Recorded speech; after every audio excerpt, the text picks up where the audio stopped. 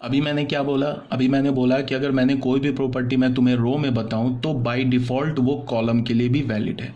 तो ये जो मैंने अभी रो के लिए लिखा, ये सेम एग्जैक्टली कॉलम के लिए भी वैलिड है। इसका क्या मतलब है कि तुम C1 कॉलम उठा लो, मतलब एलिमेंट तो तुम फर्स्ट कॉलम का लो, बट कोफैक्टर तुम थर्ड कॉलम का ले लो, और उसको कोफैक्टर तुम थर्ड कॉलम का ले लो और उसको मल्टीप्लाई करके ऐड करो, वैल्यू क्या मिल जाएगा? हमें 0।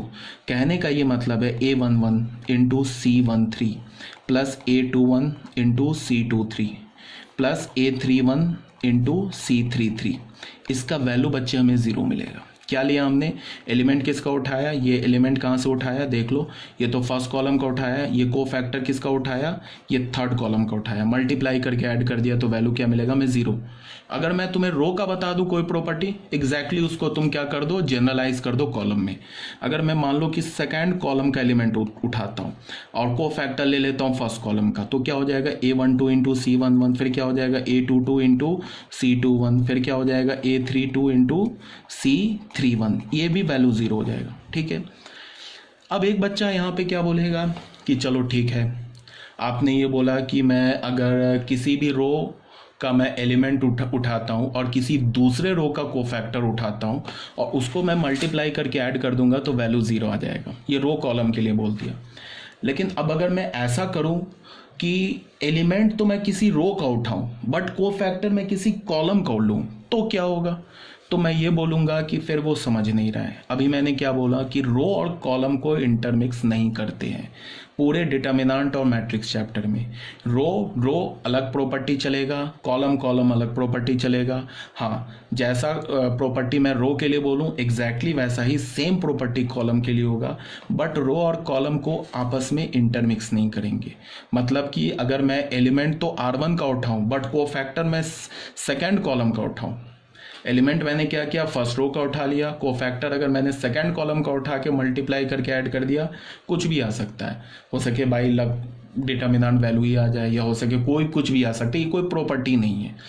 ठीक है, इसी बात को यहाँ पे लिखा हुआ बच्चे, यहाँ ध्यान से देखो, यहाँ पे क्या लिखा है? Summation of j is equal to 1 to n aij ckj, ये ऐसे लिखा है। इसको अगर हम एक्सपैंड करते हैं, किसके इक्वल दे रखा है? 0 के। अगर इसको हम एक्सपैंड करते हैं, समेसन वेरिएबल क्या है? j, तो ये जो k है हमारा और i जो है ये किसकी तरह काम करेगा? कांस्टेंट की तरह। तो यहाँ से हम इसको एक्सपैंड करते तो हमें क्या मिलेगा? ai1 ck और 1, फिर क्या मिलेगा? ai2 ck2, ai2 ck2 and plus ain ckn is equal to 0। अब तुम यहां ध्यान दो, ये फर्स्ट एलिमेंट देखो, ये ai1 ai2 ain, ये कौन से रो का एलिमेंट है? इसमें तुम पहले देखो कि कॉलम चेंज हो रहा है, 1 के बाद 2 हो गया, 2 के बाद n हो गया, तो कॉलम चेंज हो रहा है। इसका मतलब कि हम क्या कर रहे हैं? ith रो में बढ़ रहे हैं। मतलब ये देखो I ये सेम है ना, इसका मतलब कि ये जो एलिमेंट है, पहला जो एलिमेंट लिखा है ना, तो ये जो पहला एलिमेंट है ये ith रो का एलिमेंट है। ठीक है। अब ये कोफैक्टर देखो, इसको देखो, ये क्या लिखा है? ये kth रो के कोफैक्टर्स हैं। तो हमने क्या किया है? यहाँ पे एलिमेंट तो उठाया ith रो का, बट कोफैक्टर उठा लिया kth रो का, तो उसके बाद उसको प्रोडक्ट लेकर ऐड किया तो वैल्यू हमें क्या मिल गया? 0। यही बात यहाँ लिखा हुआ है। इस बात को दूसरे इसमें क्या लिखा है? i is equal to 1 to n aij ck, ये भी 0 के इक्वल है। इसका मतलब क्या है?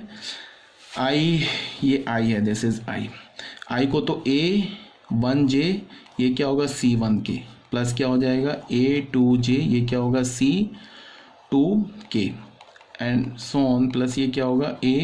anj cnk, ये भी 0 के इक्वल होगा। अब तुम यहाँ ध्यान दो, ये कौन सा एलिमेंट लिखा है? इसमें तो j कांस्टेंट है, तो ये तो jth कॉलम का एलिमेंट है, और इसमें देखो ये k कांस्टेंट है, तो इसका मतलब ये kth कॉलम के कोफैक्टर्स हैं। तो हमने यहाँ क्या किया है कि एलिमेंट तो jth कॉलम का उठाया, बट कोफैक्टर हमने kth कॉलम का उठा लिया, उसको मल्टीप्लाई करके ऐड किया तो वैल्यू 0 मिल गया। बट हमने ऐसा नहीं किया है कि एलिमेंट हमने किसी रो का उठा लिया, कोफैक्टर किसी कॉलम का उठा लिया, ऐसा नहीं किया है। हमने एलिमेंट किसी रो का उठाया तो कोफैक्टर भी किसी रो का ही लिया है। एलिमेंट अगर हमने किसी कॉलम का लिया है तो कोफैक्टर भी किसी कॉलम का ही लिया है। ठीक है, रो कॉलम को बच्चे कभी भी आपस में इंटरमिक्स नहीं करते हैं। तो आई थिंक आपको ये समझ में आया होगा। ये जो हमारा नोट नंबर 2 है, अगर इसमें तुम्हें कोई भी प्रॉब्लम है तो तुम मुझसे डाउट पूछ सकते हो। ठीक है, थोड़ा मुझे वीडियो बनाने में लेट हो गया। ठीक है, तो आपको मैं भेज देता हूँ, ज़्यादा वीडियो भेज दूंगा अभी इकट्ठे, तो आप इसको देख के अपना 1-2 दिन 3 दिन के लिए फिर वो हो जाएगा। तो note number 1 note number 2 clear होगा, कोई प्रॉब्लम नहीं होगी। तो आई होप आपको माइनर क्लियर होगा एंड कोफैक्टर्स क्लियर होगा। ठीक है, और ये जो 2 प्रॉपर्टी मैंने बताया डिटर्मिनेंट का, ये भी आपको क्लियर होगा, इसमें कोई प्रॉब्लम आपको नहीं होगी। ठीक है, अब आ जाते हैं अपने हम लोग सी पॉइंट पर। सी पॉइंट क्या हमारा? Adjoint of A square matrix.